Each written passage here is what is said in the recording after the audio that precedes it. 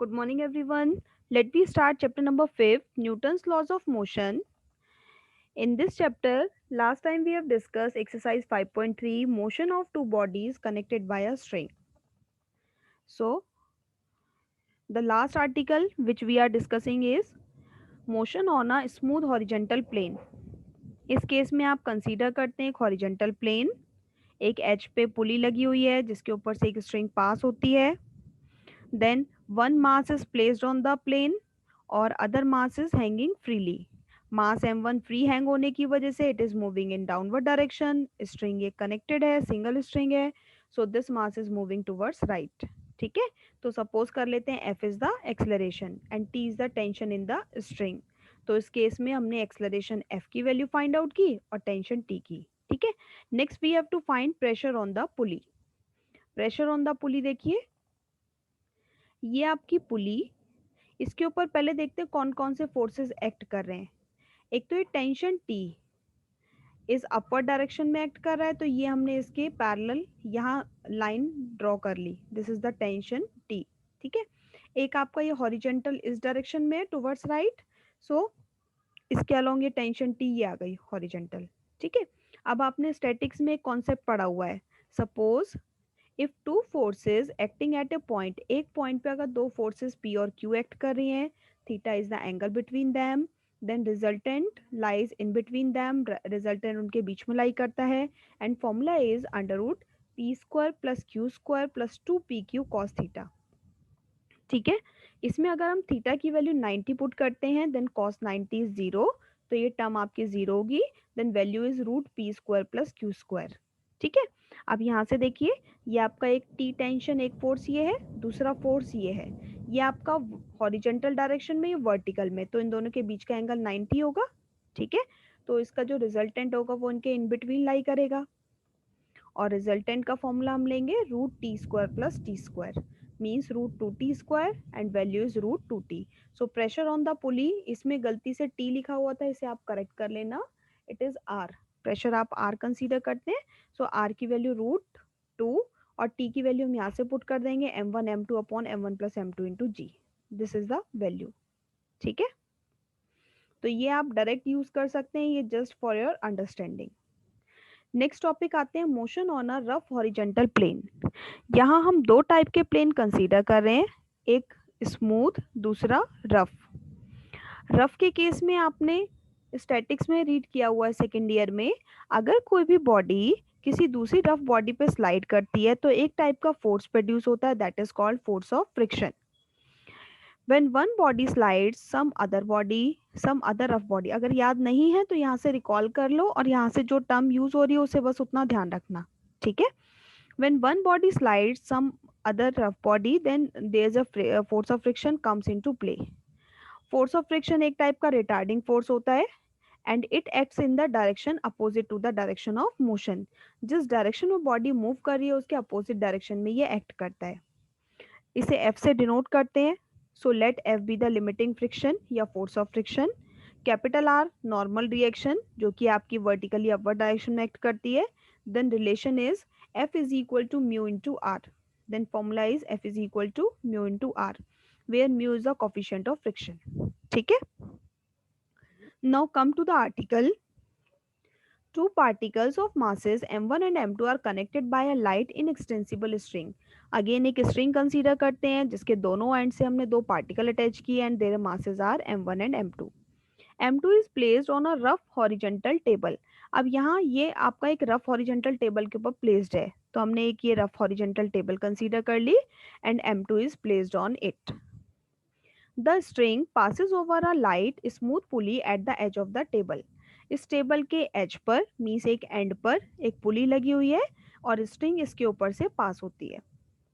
m1 is hanging freely, m2 आपका यहाँ placed है और m1 फ्रीली हैंग कर रहा है. ठीक है, then discuss the motion, tension in the string and pressure on the pulley. इस केस में हमें ये तीनों टर्म्स फाइंड आउट करनी है. First of all we make the diagram. Again देखिए, इस मास की वजह से इसका वेट एक्ट करेगा m1g वर्टिकली डाउनवर्ड, स्ट्रिंग के अंदर टेंशन t इनवर्ड डायरेक्शन में. अब नेक्स्ट इस वाले मास पे आते हैं. इसका मास m2 है, so its weight is m2g, vertically downward act करेगा।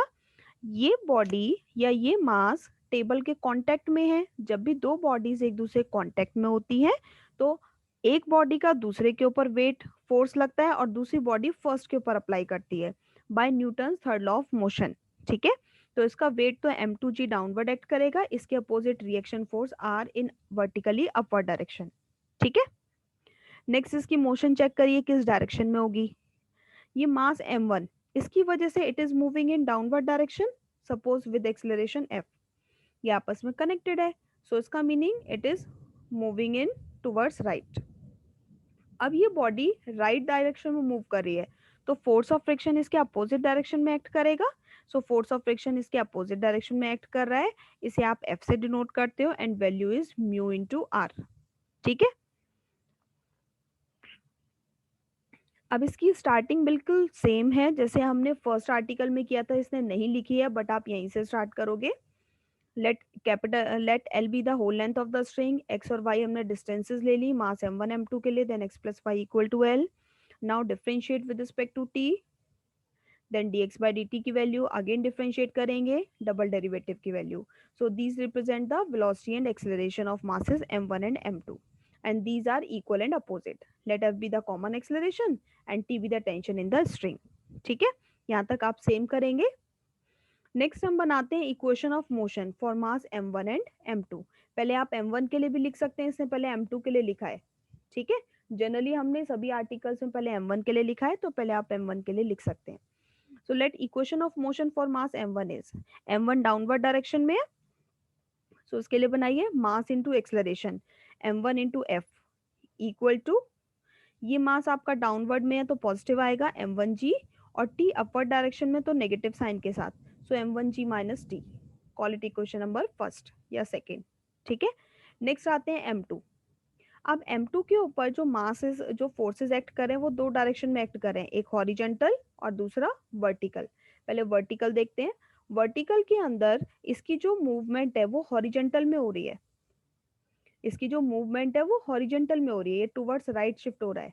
ठीक है, तो इसका मीनिंग वर्टिकल में ये फोर्स इसको बैलेंस कर रहा है। सो इस केस में आपका आ जाएगा R equal to m2g in vertical direction. Next horizontal direction में देखिए, हॉरिजेंटल डायरेक्शन के अंदर आपकी मर्जी है, लिखना चाहें लिख सकते हैं एक्सप्रेस करने के लिए। ठीक है, नेक्स्ट हॉरिजेंटल डायरेक्शन में आपका होता है mass into acceleration, so mass m2 acceleration f, m2f equal to, अब ये इस डायरेक्शन मूव कर रहा है टुवर्ड्स राइट, तो इस डायरेक्शन के फोर्स देखिए t आपका पॉजिटिव आएगा t, और ये अपोजिट डायरेक्शन में तो नेगेटिव साइन के साथ minus mu R. Call it equation number third. अब यहाँ से पहले हम सेकंड और थर्ड को सॉल्व करेंगे, इस तरीके से सॉल्व करते हैं कि t आपका कैंसिल हो जाए, तो यहाँ माइनस टी है यहाँ प्लस टी है, तो t से t कैंसिल करने के लिए दोनों इक्वेशंस को ऐड कर देते हैं, एडिंग 2 एंड 3। तो लेफ्ट साइड में आएगा दोनों से f common, m1 plus m2 equal to, t से t कैंसिल, यहाँ से m1g माइनस म्यू आर। ठीक है, नेक्स्ट r की वैल्यू आप इक्वेशन 1 से पुट करेंगे m2g, और फिर नेक्स्ट दोनों से g common, so values m1 minus mu m2। Next यहाँ से f की वैल्यू फाइंड आउट कर लो, ये फैक्टर आपका डिवाइड में शिफ्ट हो जाएगा, सो f की वैल्यू। नेक्स्ट t की वैल्यू के लिए put in equation 2, second equation से t फाइंड आउट करेंगे, t आपका इधर लेफ्ट साइड में शिफ्ट होगा और m1f राइट में, सो t की वैल्यू आएगी m1 common g minus f की वैल्यू ये पुट कर दो, दोनों से g कॉमन ले लो, देन एलसीएम लेके सॉल्व करेंगे, सो ये वैल्यू ये आ जाएगी, this is the value for tension t। ठीक है, नेक्स्ट प्रेशर ऑन द पुली, ये आपका सेम रहेगा जैसे लास्ट आर्टिकल में किया था, एक फोर्स आपका t अपर डायरेक्शन में एक हॉरिजेंटल में, तो इन दोनों का जो रिजल्टेंट होगा वो इनके इन बिटवीन होगा और वैल्यू आएगी √2t। So pressure on the pulley is √2t, और यहाँ t की वैल्यू पुट कर दोगे, दिस इज द आंसर। ठीक है, तो ये आर्टिकल आपका सेम है, सिर्फ इसमें एक पॉइंट ऐड हुआ है, इस केस में आपका ये एक फोर्स ऑफ फ्रिक्शन और एक्ट करेगा, this mu R which is opposite to the direction of motion. ठीक है, and where mu is the coefficient of friction. So these are the article. एक और लास्ट आर्टिकल है एडवुड मशीन, ये हम बाद में डिस्कस करेंगे। अब इनके रिजल्ट्स देखिए which are used in questions. First article पे आते हैं। फर्स्ट आर्टिकल के अकॉर्डिंग, सपोज अगर आपको गिवन है एक pulley and a string is passing over it, एक स्ट्रिंग इसके ऊपर से पास करती है। इनके मासेस कंसीडर कर लेते हैं m1 और m2। सो उसका वेट एक्ट करेगा। सो सपोज कंसीडर करते हैं एक pulley, string is passing over it, एक स्ट्रिंग इसके ऊपर से पास करती है। इसे हमने दो पार्टिकल अटैच किए, मासेस m1 और m2, where m1 is greater then m2। m1 आपका m2 से ग्रेटर है।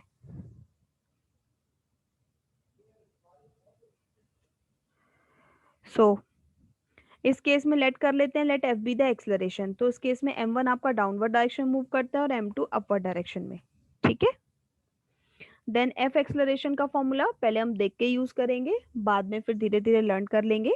सो f एक्सलरेशन का फॉर्मूला होता है m1 minus m2 upon m1 plus m2 into g. ठीक है।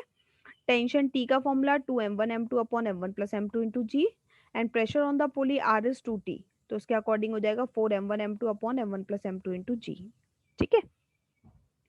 नेक्स्ट आ जाइए second, for a smooth horizontal plane. अगर हम स्मूथ हॉरिजेंटल प्लेन ले रहे हैं तो उस केस में जो भी मास आपका प्लेन के ऊपर प्लेस्ड होगा उसे आप m2 कंसीडर करेंगे, और जो फ्री हैंग होता है उसे हम m1 कंसीडर करते हैं। ठीक है। Then it is moving with acceleration f। तो f एक्सलरेशन का formula m1 upon m1 plus m2 into g. उसमें आया था आपका जनरल वाले में m1 माइनस m2। ठीक है। इसमें आता है simple m1 upon m1 plus m2 into g. यहाँ t की वैल्यू उसमें 2m1 m2 था, इसमें आता है simple m1 m2 upon m1 plus m2 into g. और r की वैल्यू √2t, t की वैल्यू आप ये पुट कर देंगे, सो वैल्यू। ठीक है। Next is rough horizontal plane. रफ हॉरिजेंटल प्लेन के केस में अगेन जो भी मास आपका टेबल के ऊपर प्लेस्ड होगा, प्लेन के ऊपर प्लेस्ड होता है, उसे हम m2 कंसीडर करते हैं, और फ्री हैंग वाले को m1। ठीक है। f is the acceleration, mu is coefficient of friction. Then f का फॉर्मूला, उसमें जनरल वाले में आपका था m1 माइनस m2, इसमें आ जाता है m1 minus mu m2 upon m1 plus m2 into g. और t की वैल्यू होगी 1 plus mu into m1 m2 upon m1 plus m2 into g. Next, pressure on the pulley R is √2t, again t की वैल्यू put कर देंगे, this is the value. ठीक है। Now come to examples.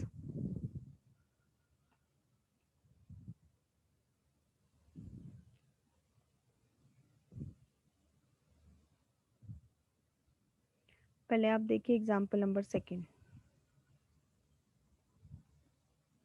Example number second is two scale pans, each of mass 2 kg, are connected by a string passing over a smooth pulley।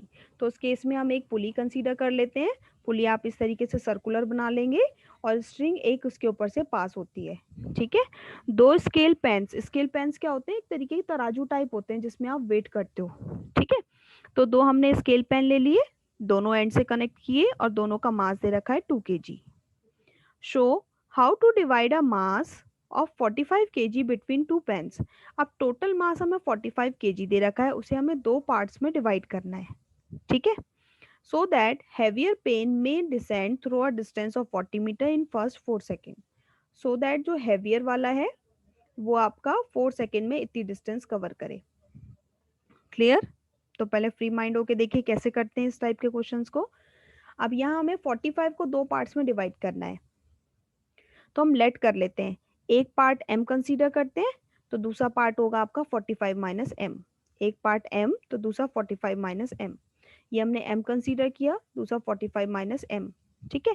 जब भी हम divide करेंगे तो हमेशा एक मास ग्रेटर रखते हैं, दूसरे को लेस रखते हैं, तभी मोशन होती है। अगर दोनों आप इक्वल लेंगे तो दोनों एक दूसरे को बैलेंस कर जाएंगे, तो कोई मोशन नहीं होगी।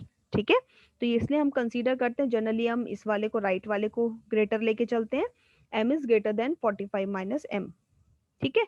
अब जो ग्रेटर वाला मास होता है उसे हमेशा m1 कंसीडर करेंगे और लेस वाले को m2। तो ये आपका ग्रेटर है, इसका टोटल मास हो जाएगा। सो m1 की वैल्यू टोटल मास इतना होगा स्केल पेन का, और ये मास, so total is m+2। So m1 की वैल्यू m+2।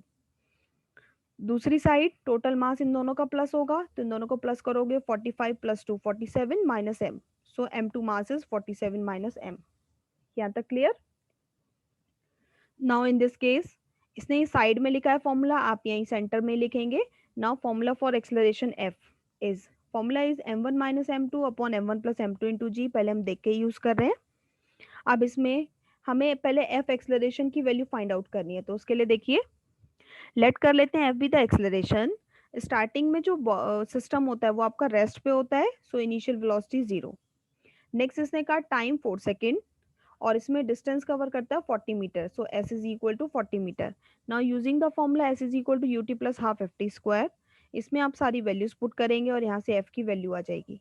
ठीक है, ये केजी दे रखा है, मीन्स एम के एस सिस्टम, तो इसलिए इसकी यूनिट आ गई मीटर पर सेकेंड स्क्वायर.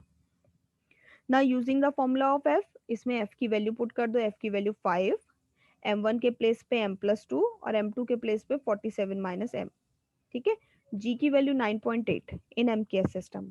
इसे आप सिंप्लीफाई करेंगे और यहाँ से m की वैल्यू फाइंड आउट कर लेंगे. m इज वन पार्ट, दूसरा पार्ट था आपका 45 माइनस m. इसमें वैल्यू पुट कर देना. So these are the two masses. ठीक है, सो इस तरीके से आप इस क्वेश्चन को कर सकते हो. और इस टाइप के एक्सरसाइज में भी क्वेश्चंस दिए हुए हैं, वो भी आप सिमिलर क्वेश्चन ट्राई कर सकते हो. I am just telling the numbers of the questions. Question number third, fourth, ये दोनों ही क्वेश्चन इस टाइप के हैं. ठीक है, so I hope these will be clear to you all. Okay.